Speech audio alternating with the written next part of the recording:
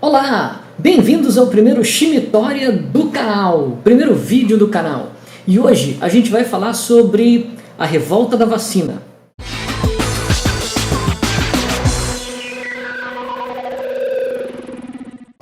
Eu escolhi esse tema porque ultimamente vem acontecendo essa epidemia de coronavírus, agora em 2020, e as pessoas andam muito agitadas, andam muito amedrontadas com a questão da letalidade do coronavírus, e ele nem é tão letal assim.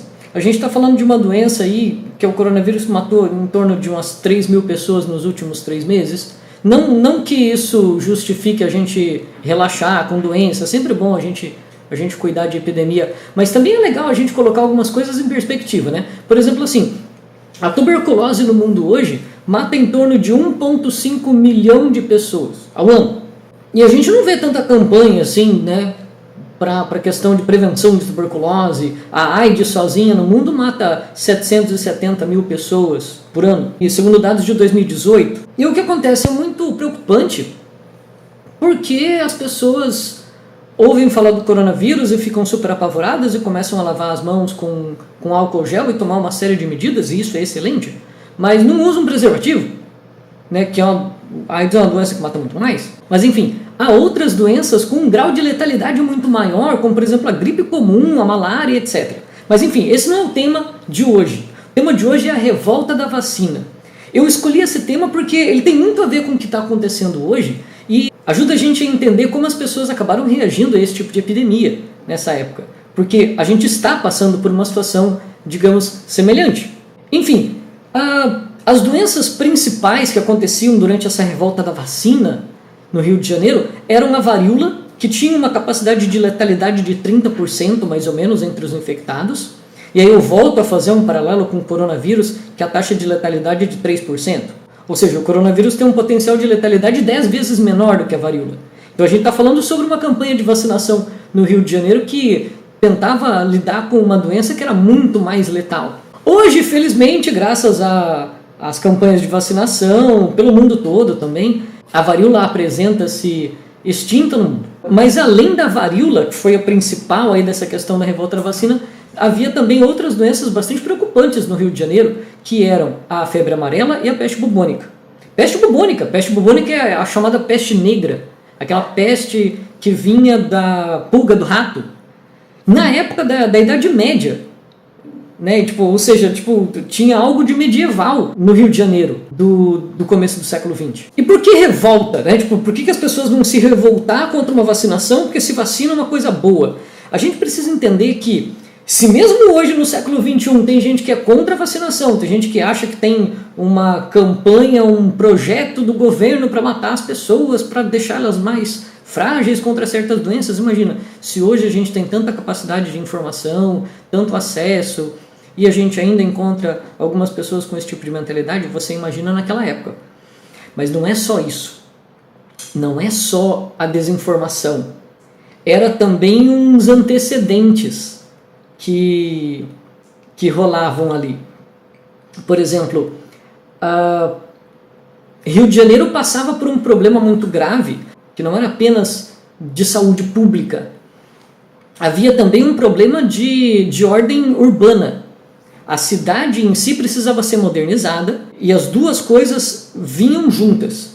Tanto a questão da doença como a questão da reforma urbana eram urgentes por causa do seguinte: o Rio de Janeiro era a capital do Brasil nessa época e, tendo um porto, ela receberia muitos navios ou levaria muitos navios importando ou exportando produtos.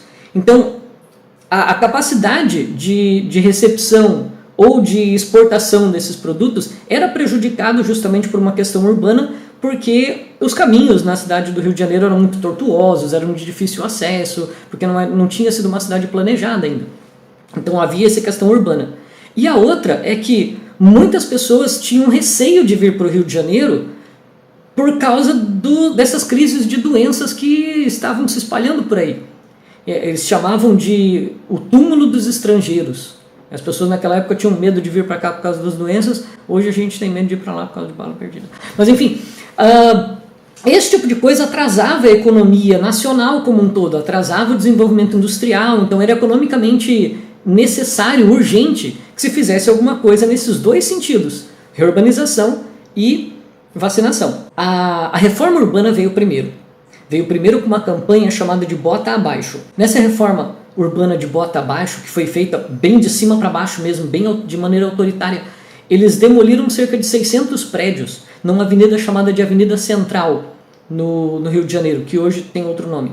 O que acontece é que a demolição desses prédios eram demolições de prédios de gente simples que morava ali. Conforme a cidade foi crescendo, o centro da cidade foi aumentando. O centro da cidade foi aumentando até que chega uma hora que a antiga periferia da cidade agora começa a ser englobada pelo novo centro da cidade. Então as pessoas que eram pobres, que moravam numa antiga periferia, agora se encontram cercados pelo centro da cidade. E há necessidade então de eliminar essa gente pobre que está lá e tal, para poder construir essas novas avenidas.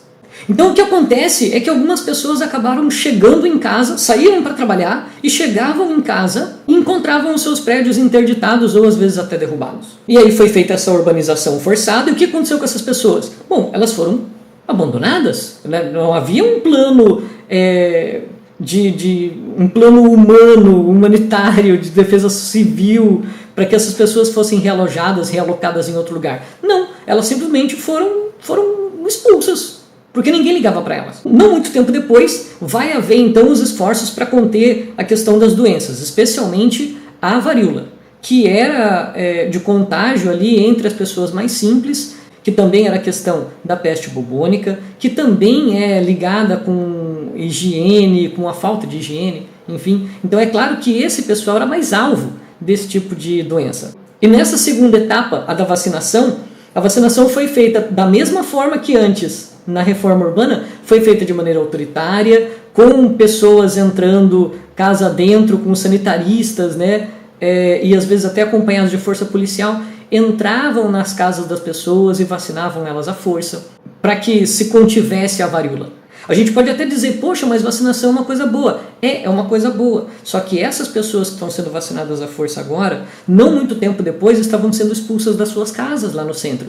Então, elas desconfiavam do governo e aí começou a haver um movimento anti-vacina, que, olha só, o governo botou a gente para a rua alguns tempo atrás e agora está entrando nas nossas casas e vai saber o que eles estão injetando nas nossas veias. E se for veneno? E se eles estiverem tentando matar a gente? Tá certo que não era isso, mas eu não culpo as pessoas por pensarem assim, porque talvez se eu fosse vivo naquela época, vivendo naquelas condições, eu também talvez pensasse assim.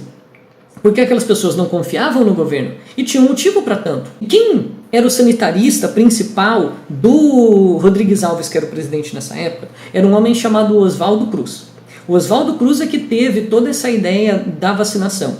Ela era uma campanha eficiente, mas ela foi feita com zero sensibilidade social. Bom, aí as pessoas se revoltaram mesmo, foram para as ruas, derrubaram bondes, queimaram barricadas, enfim, foi uma revolta, uma das mais violentas, se não talvez a mais violenta da República Velha, que é esse período que a gente está vendo agora. Essa revolta aconteceu entre os dias 10 e 18 de novembro de 1904. E o saldo da revolta foi o seguinte: houve então 30 mortos, 110 feridos, 1.000 presos e 460 deportados. Esse foi o saldo, né? A cidade maravilhosa não era tão maravilhosa assim. Mas enfim, a campanha de vacinação como um todo, como eu falei antes, ela foi eficiente. Em 1904, que foi quando a campanha de vacinação começou, foi registrado em torno de 3.500 casos de varíola, com morte. 3.500 mortes de varíola. E em 1910, foram apenas um caso documentado. Então, a campanha de vacinação foi um sucesso, mas a forma como ela fez engatilhou a revolta da vacina. E agora um extra para vocês, que é o que acontecia com a peste bubônica, a peste negra, aquela do rato. Bom, o mesmo Oswaldo Cruz, ele vai ter a ideia de fazer uma espécie de um esquadrão de eliminação de ratos. Ele fez um esquadrão de pessoas, cerca de umas 50 pessoas, que faziam o extermínio de ratos, e também oferecia 300 réis, que era a moeda da época, por cada rato morto que a população apresentasse. Então era uma fonte de renda para alguns gatos da região. Bom, pessoal, eu espero que vocês tenham gostado da apresentação de hoje. Foi o primeiro vídeo, se não gostaram, talvez vai ser o último. E eu peço que vocês se inscrevam no canal e deixem aquele joinha maroto lá pra gente. E espero que vocês estudem bastante, que passem no Enem e que sejam muito felizes na sua vida. Muito obrigado pela atenção e até a próxima.